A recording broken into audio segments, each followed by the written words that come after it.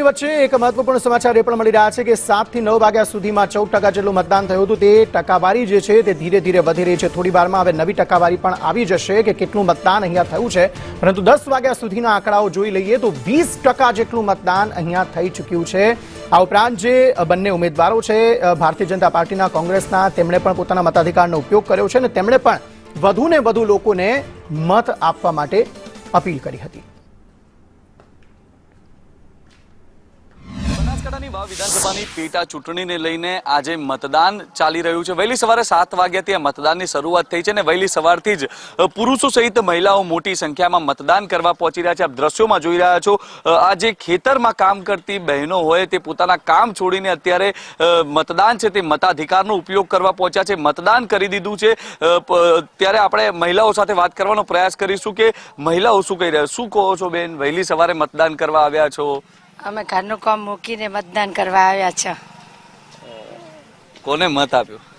સૌ સરખા અમારું સારું કામ કરશે અને આપશે। કેટલો ઉત્સાહ છે?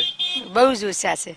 શું કહો છો બા, તમે બી વહેલી સવારે મતદાન કરી દીધું, તીલું લાગી ગયું છે? અમે ભાઈ અમે કામ બધું ઢાલો કરીને આવ્યા હતા અને હવે અમારા ગામનો સારો વિચાર કરશે વિકાસ આયા ને અમે વોટ આપી। કેમ આજે વહેલા ઉઠી ગયા હતા? વધુ 5 વાગે ઠેઠ।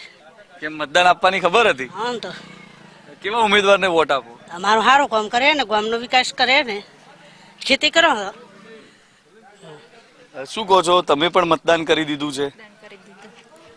સારું કામ કરે અને આપી દીધું। કેટલા વાગે ઉઠી ગયા હતા? 5 વાગે અને વહેલા મતદાન? હવે બીજા લોકોને શું કહેવા માંગો? પેલું ને સારું કે સારું થાય એમ કરવાનું એમ।